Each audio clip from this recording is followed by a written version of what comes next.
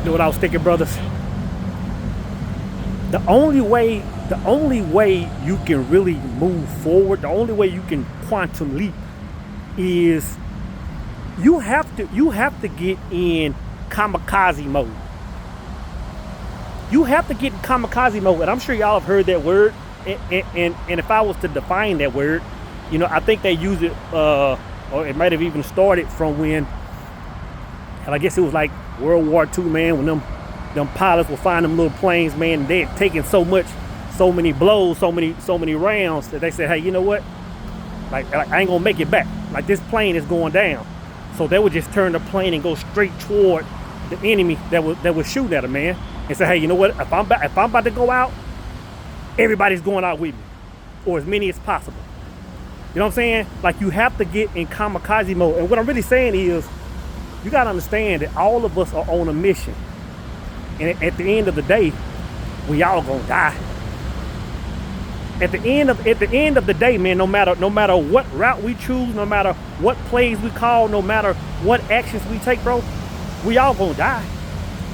So it's like, man, if I know I'm going to die, if I know everybody's story ends the same, why don't I just go all in? Like, why don't I just conduct myself like life is a video game? I was thinking about my brother Wes a second ago, man. And if y'all know Wes, man, Wes was a prominent brother of the Power Circle, man, that we lost a while back. And right before Wes passed away, man, we used to have these conversations. Because Wes was making a life transition, man. Wes was making a quantum leap. He had already had a successful construction business in East Texas, man. Had his equipment, had his trucks. And he was like, man, I'm finna just uproot and move to Atlanta, man. And we were just talking about, we started having these conversations, man, about, it was weird. We were talking about, like, hey, man, what life is going to be like in the afterlife is just a bunch of friends and family and strangers having conversations about the things they did while they were on this planet. Kind of like joking about the stupid things, joking about the risks we took, joking about the experiences. And we would be like, man, like, we don't want to be the brothers in that circle with nothing to say. We don't want to be the men, hell, not even in the afterlife, but even old men. You see them older men sitting down at McDonald's drinking coffee. You don't even want to find yourself in that circle without having no life experiences to share with your brothers. Them brothers be talking about relationships and loves they had. They be talking about fighting wars. They be talking about taking trips. They be talking about jumping out of plane, telling stories. You know what I'm saying? So live your life, man, like you're gonna die anyway. And then you gotta ask yourself, what's keeping you from even doing that? What's keeping you from doing that? Because a lot of times, man, we can talk about a lot of esoteric things and how to move and walk in and all that kind of stuff. But a lot of times it's closer to surface than that. A lot of times it's something as simple as you're scared to lose. A lot of times it's something as simple as you being scared to lose. And I'm gonna tell you this. I mean, we can sit there and listen to some Tony Robbins or some other people that are standing on stages, and I'm sure they can give you some deep, whatever. But I'm gonna tell you this. That right there is going to be gone. That fear is going to be gone as soon as you solely live from the inside. As soon as you solely live from the inside, then everything on the outside, it won't even be irrelevant. What people think, how people feel about you, it'll be irrelevant, man. It will be 100% irrelevant. So you got to get past the fear of what everybody's going to think because you did a certain thing. Because if not, you're going to live in a box your whole life. You're going to be in a prison cell your whole life. Fear. So a lot of reasons, one of the main reasons why people don't move forward, man, is simply because they worried about what everybody else is going to think. Whether it's talking to a certain female, whether it's whether it's working at a certain job, whether it's going to a certain city, whether it's wearing a particular pair of clothing, whether it's doing anything. You worry about whatever. And I'm going to tell you this too. A lot of people, and this is going to sound crazy. A lot of people, some people are scared of losing, but some people are scared of winning. Now, so that don't make no sense. Ain't nobody scared of getting the W. Some people are scared of winning, man. Some people are scared of winning. Because when you win, I'm going to tell you this, every time you get a victory, you got to understand, it's going to be a lot of things taking place. And once you get a small victory, and if you got it at a young age and you see how people act, sometimes you will never want to experience that again. I'm going to tell you this before I get into that, man. There's nothing that makes me want to get up and get my 10,000 steps in than coming to Benji Kitty Park, man. Benji Kitty is just beautiful. It's just beautiful, man. I would love to say it's a whole vibe, but calling it a vibe is an understatement, man. It's an experience. It's like I come out here every morning and it's a different experience every day. Like you can tell this is one of these places, man, that God lives. You know what I'm saying? People out here feeding animals, cutting up bananas, feeding squirrels, and out here praying and out here meditating. It's a beautiful thing, bro. But I'm gonna tell you this: some people are afraid of winning. What do you mean, so? I'm gonna tell you this: when you get a win, anytime you make a quantum leap, first off, you know you're going to lose people by having to change who you are. Like when you change your identity in order to make the quantum leap, some people are going to get left behind. That's just the way it is. But once you start getting the wins, once you get that win, once you make that quantum leap, once you make that transition, some people are going to be leaving then also. A lot of people, you're going to understand this, man. A lot of people can't stand your success. And I'm talking about across the board. A lot of people can't stand your success. And most of the time, it's the ones that are smiling the hardest in your face. You know what I'm saying? A lot of people, when you start getting these wins, a lot of people will start talking about you. A lot of people will starting rumors. A lot of people will start doing X, Y, Z. And a lot of people know that, and they aren't built for that. Because again, they're still worried about the wrong things. They're still letting the whole world inside of their bubble. You know what I'm saying? You gotta close the world out. You gotta close the world out of your bubble, man. You gotta be your own Truman Show, bro. You gotta be the star in your own movie.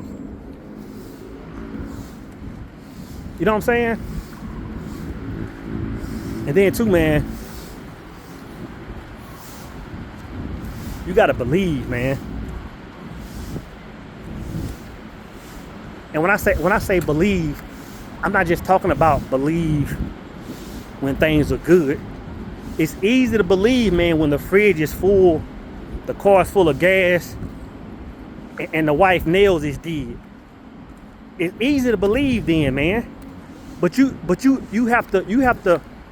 we have to learn to put ourselves in situations where believing isn't the easiest thing, man. We have to put ourselves in situations, man, where, and I say it all the time, where if we don't win, if we don't get the W, if things don't go right, then it's gonna be a catastrophe. That's what I'm talking about. Like that's the only way you quantum leap. You have to put yourself in a situation where if you don't win, it's gonna be a catastrophe. And trust God in that space. Trust God in that space, man. You know what I'm saying? If you aren't pushing the limits, if you aren't pushing the envelope, and you sit there and you know, and you claim it to trust God and all this stuff, it's like if you trust Him, then go beyond your current limitations. You telling me you trust God, but you're still in a situation where you wake up and there's something to complain about? I trust God, but I'm going to wake up and complain about this job that I've been in for 20 years and can't stand it. But I trust God. I trust the process. I believe. Every Friday, every Sunday, every Wednesday, you sitting on church pews or prostrate. And every other day in between that, you complaining about what life isn't doing. Show God you trust him, man. You know, and believe me when I say this. Believe me when I say this. Don't let me make it sound like I figured that out. Like, hey man, no. Brother, I'm gonna tell you this, and I'm gonna keep it 1,000. There are times, man.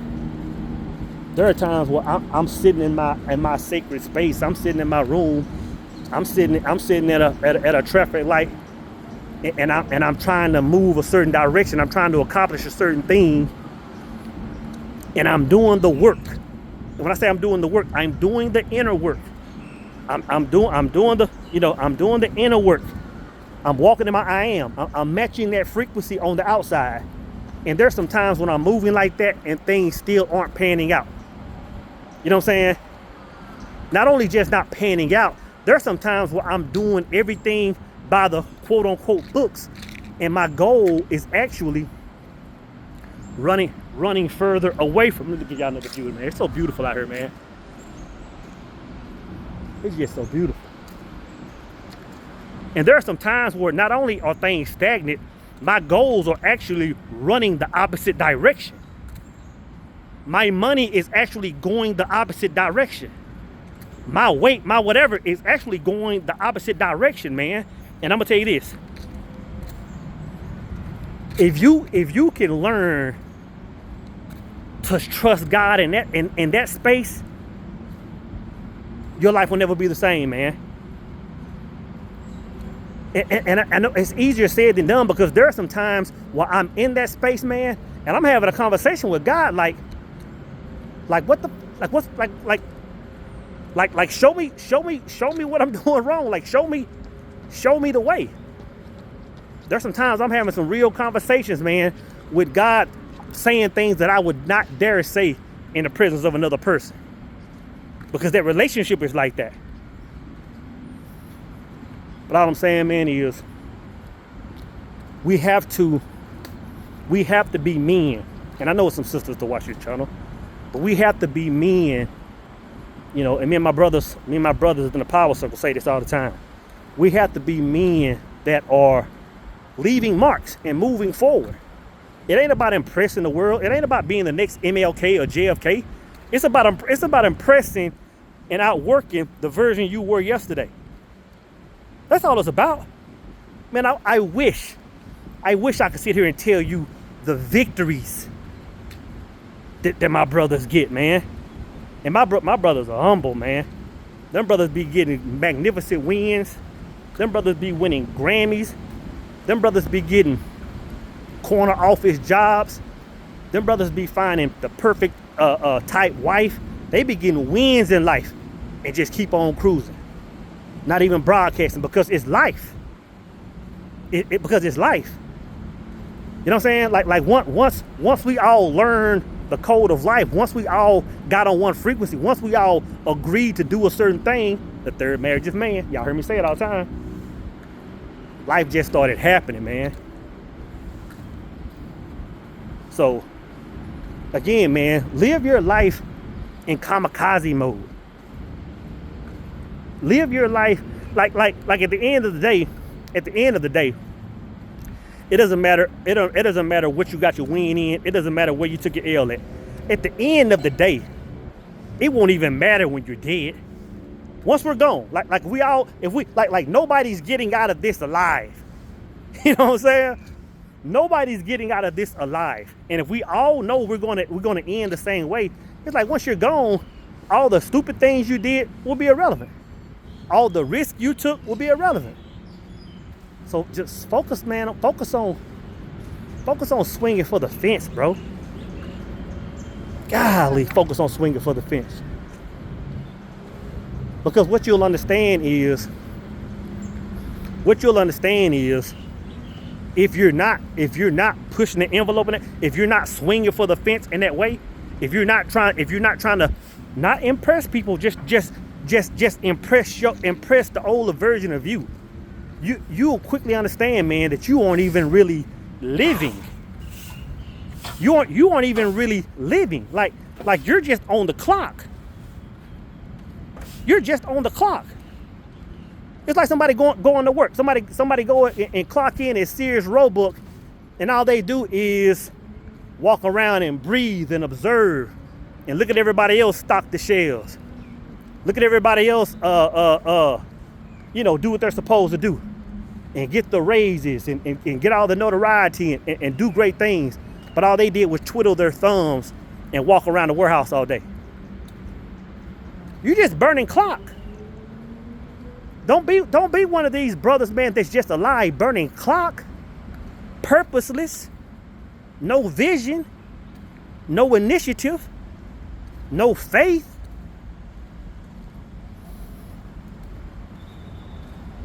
Kamikaze mode, brothers.